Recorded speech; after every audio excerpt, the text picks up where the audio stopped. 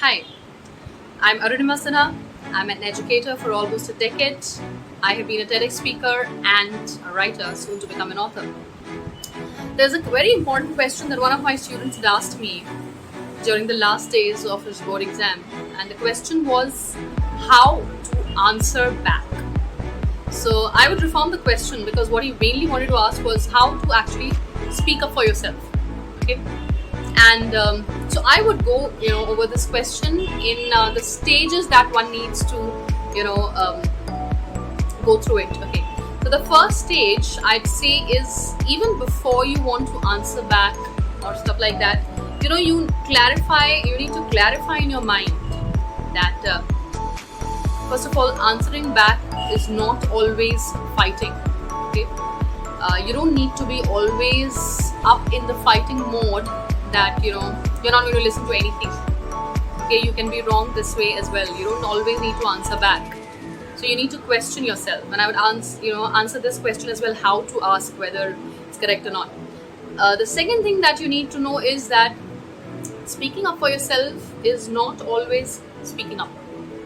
Okay, wherein comes the ways of non-verbal gestures to let the other person know that you are not going to tolerate it. Okay, and I'm feeling that this is self-explanatory. Sometimes the way you look at the other person, like really dude or something like that, or your hand gestures or the violence of your body is enough to carry over or to deliver the fact that you are not liking it. Okay, so that's the first clarification that needs to be made. The second thing that how I went through it, of course, I went through it through a number of spiritual ways, which many people would not want to take over, and I am not a healer as of now that I can offer coaching for that. So, getting away from the spiritual ways, the practical ways that any normal human being can go over is you need to have a conversation with yourself, and that conversation should go deep down. And even before having the conversation, please stop tagging and branding yourself. Number of times we self-sabotage. Self-sabotage. We tell ourselves, I'm dumbhead. And I've seen many people who ask me, can you please coach me how to become a good speaker? And then they say, I'm kind of introvert, I'm kind of shy, and stuff like that. So you need to stop doing all those things. If you ever believe in a soul, the soul has no such qualities. You enter a body, and the way you are being brought up, you start believing I'm like this. Or the kind of people who have been around you, they just make you feel that you are like that. But we are all a work in progress. We can all change. And why am I making this video today? Because now I'm a person who answers back. Okay, but only 3-4 years ago, I was a person who used to listen, the good girl, and would listen to all the quote-unquote BS. So I have changed, and for the good or worse, I do not know, but that brings a peace of mind.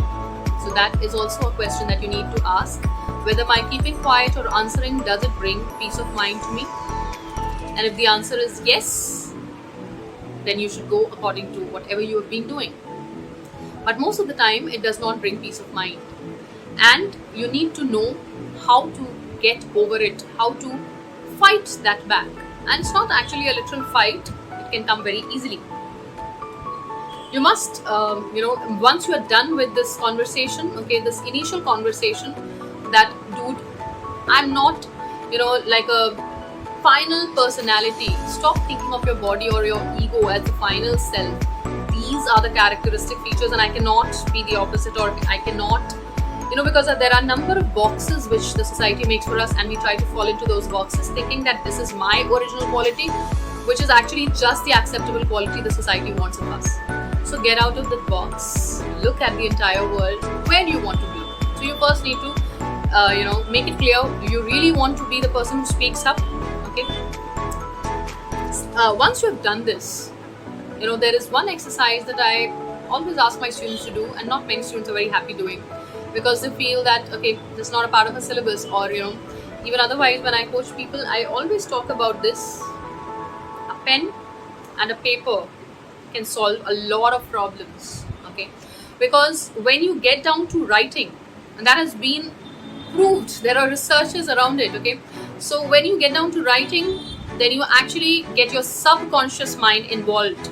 Subconscious is actually the one that is responsible for giving you the blueprint. Okay, I am like this, I am a shy girl, or I'm a girl who doesn't speak loudly, I'm a boy who listens to my parents. So to get rid of this, you first need to get hold of the blueprint. Okay, to change the blueprint, and then only there can be changes forward. So you need to get your subconscious mind involved. You need a pen and a paper. Okay, get down to write the last 5 moments or the last 5 occasions on which you did not speak up and you felt bad about it. Okay, maybe it was your mother, your elder sister, your boss. Okay, and it can be any other person who may have taken you for granted, or because you've always been providing this opportunity of silence, so they thought it fit to speak over you and you had to listen. So you have to write down, let's say you make a margin in between. On one side you're writing these occasions. Once you've written them down, provide enough space on the other side, and you write down how could you react differently. Okay, how could you react differently, which would make a different impact. Okay, and also the fact that if you react differently, how would that make you feel. And because I've done this exercise myself and reaped huge benefits out of it, I'll tell you how it all begins. So the first time when you write it down, there'll be your brain.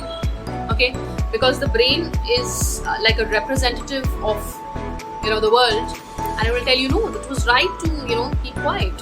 Otherwise, maybe my mother-in-law would judge me and my parents, or maybe my husband would throw me out of the house, or maybe someone, my boss would not give me promotion or something like that. All these kind of things will come because the kind of ideas and opinions will keep coming through your brain to you, because the brain is actually made to be in the fight and the flight mode. You always want to run away from the situation. So the fact that you should not listen to your brain at that moment, you should listen to your heart, because the heart is closest to your soul, and the soul is always trying to guide you right. So did it make you feel right? And there's always a fear factor that the brain brings about because of the fight and the flight mode. Okay, even though there are no tigers anymore, but the ancient brain remains to be just the same, and we don't want to get into changes, get into situations which are different from what we have experienced earlier. So don't get into that. Let fear not ruin your future.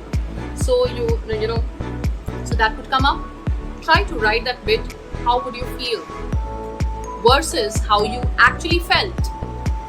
How did it make you feel? Did you feel like a doormat, or did you feel like a person who's always taken for granted, who does not have a voice? Once you go over that process, it requires time, maybe an hour, 2 hours, maybe 1 session, 2 sessions, 3 sessions. When you've done over these things, then the brain, the subconscious is impressed upon with the fact that no, I need to speak up. I've given up my voice, I was not this. And society or family or the closest members, sometimes they're not justified in making us feel that way, and sometimes we are party with them to make ourselves feel that way. But we can always overcome this. There is always a way out. So you can always walk the way out. Always remember, don't let your brain interfere, in this policy to make you feel, no, it's fine. The brain will always try to make you feel comfortable. It will always legitimize, it will always justify all your moves and your ways. You're keeping quiet. But one thing very impactful that I've found in my, entire walk as a spiritual person, like in Bhagavad Gita, Lord Krishna says, and in fact I've been reading this book, The Power of Now by Eckhart Tolle, and he says the same thing. Okay, you are not the brain, you are not the mind, you should just be the watcher. Like in Bhagavad Gita they say Drishta or Sakshi. Look at it, don't judge. Okay, and just listen to your soul. What is it asking you to do? The soul may be asking you to speak up. So don't judge, because when you start thinking of why should I not answer, the brain will give you thousands of ways. It will debate. Okay, so don't get into that path. You need to speak up, and I think that is one of the most impactful ways I started speaking up. and I'm sometimes amazed at my capacity of answering back people, while I was a person who used to generally listen. In fact, despite being a leader, speaking up on the stage number of times, I was one person who was taken for granted for a long time. But then there came a time when enough was enough and I started answering. Of course, it took me a spiritual journey, but you don't need to undergo a lot of trouble in your life. You can actually start implementing. This is the first technique, and then you'll get techniques automatically. All the best, and do let me know if it works with you. Thank you so much.